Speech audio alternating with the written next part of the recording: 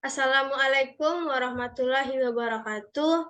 Perkenalkan, nama saya Sonya dengan NIM 2112942 dengan seksi 0019. Baiklah, di sini saya akan mempresentasikan tentang administrasi peserta didik. Video presentasi ini saya buat untuk memenuhi tugas administrasi dan supervisi pendidikan yang diampu oleh Ibu Tia Ayuningrum, SPD dan MPD. Baiklah, langsung saja saya masuk ke dalam materi yang pertama. Sini saya akan membahas tentang administrasi peserta didik. Yang pertama yaitu pengertian administrasi peserta didik. Administrasi peserta didik merupakan proses pengurusan serta layanan dalam hal berkaitan dengan murid di suatu sekolah, mulai dari perencanaan penerimaan murid baru, pembinaan selama murid berada di sekolah, sampai murid menyelesaikan pendidikannya.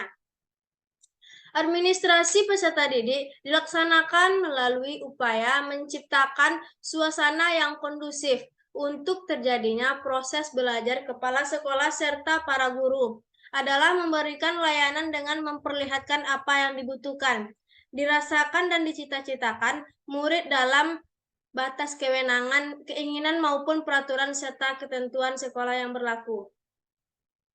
Administrasi peserta didik ini merupakan kegiatan pencatatan murid dari proses penerimaan hingga murid tamat dari sekolah atau keluar karena pindah sekolah maupun penyebab yang lainnya.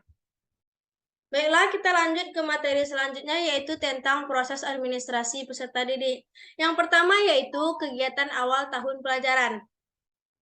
Kegiatan awal tahun pelajaran yang dilaksanakan setiap sekolah adalah melaksanakan penerimaan murid baru.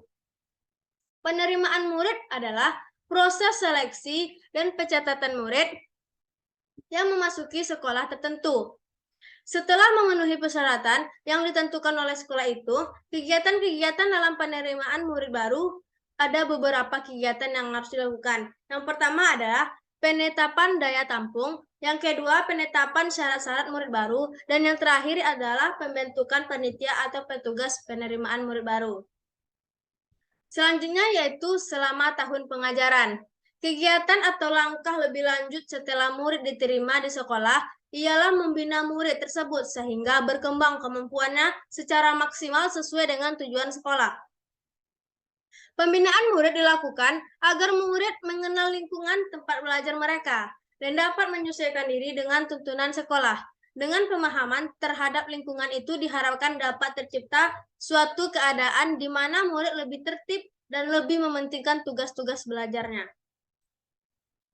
Dibandingkan dengan kegiatan pribadi lainnya di sekolah, beberapa hal yang dapat dilakukan dalam rangka pembinaan murid adalah yang pertama, orientasi untuk murid baru.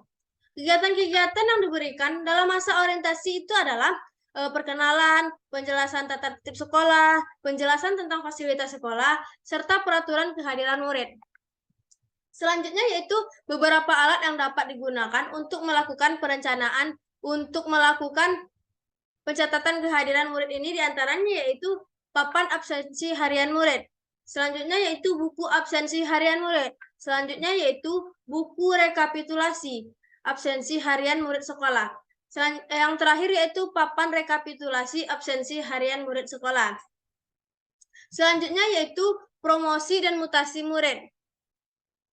Yang pertama yaitu prinsip-prinsip promosi, yang kedua mutasi, dan yang ketiga prosedur mutasi. Selanjutnya yaitu tata tertib sekolah.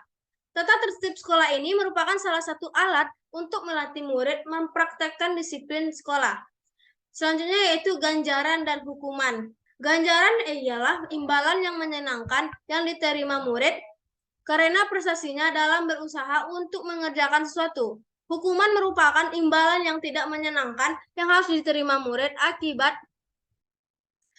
tingkah laku mereka dinilai sekolah tidak pada tempatnya. Baiklah, yang terakhir yaitu kita bahas tentang akhir tahun pengajaran. Pada akhir tahun pengajaran ini, pelaksanaan ujian nasional dan ujian akhir semester. Administrasi yang dilakukan berhubungan dengan kegiatan tersebut. Di antaranya yaitu pelaksanaan ujian nasional serta kenaikan kelas. Selanjutnya yaitu kita akan membahas tentang instrumen administrasi peserta didik, di mana catatan tentang daftar siswa di sekolah dibedakan menjadi dua jenis, yaitu yang pertama catatan data siswa untuk sekolah yang meliputi buku induk, buku kleper, catatan tata tertib sekolah, yaitu kumpulan sesuatu peraturan atau bersifat umum dan khusus, ada yang dari pemerintah dan ada yang produk sekolah itu sendiri. Yang kedua yaitu catatan siswa untuk masing-masing kelas, yaitu seperti buku kelas yang merupakan cuplikan dari buku induk, buku presensi kelas, buku catatan bimbingan, dan konseling, buku catatan prestasi murid yang meliputi buku daftar nilai dan buku lager, buku rapor, serta buku mutasi. Baiklah, kita akan membahas instrumen administrasi peserta didik. Apa saja instrumen administrasi peserta didik? Yang pertama ada buku induk. Pada buku induk ini merupakan buku pokok karena di dalamnya memuat semua informasi yang dianggap lengkap mengenai keadaan siswa. Yang kedua yaitu buku kleper. Buku ini berfungsi untuk membantu buku induk memuat data murid yang penting-penting. Dan yang ketiga yaitu buku daftar kehadiran siswa. Buku daftar keadaan siswa ini menggambarkan keadaan jumlah keseluruhan siswa di sekolah. Selanjutnya yaitu ada daftar hadir siswa. Daftar hadir siswa ini dibuat untuk mengendalikan keaktifan mengikuti kegiatan sekolah. Dan yang terakhir yaitu file penyimpanan siswa. Berkas yang bersifatnya terlepas-lepas perlu diarsipkan dengan baik oleh sekolah. Misalnya seperti fotokopi STTB, akta kelahiran, surat keterangan pindah, dan sebagainya. Baiklah, yang terakhir yaitu kita akan membahas tentang peran guru dalam administrasi peserta didik. Yang pertama yaitu guru dapat dilibatkan dalam penerimaan murid baru dengan menunjuk mereka sebagai panitia penerimaan yang dapat melaksanakan tugas-tugas teknis mulai dari pencatatan penerimaan sampai dengan pelaporan pelaksanaan tugas.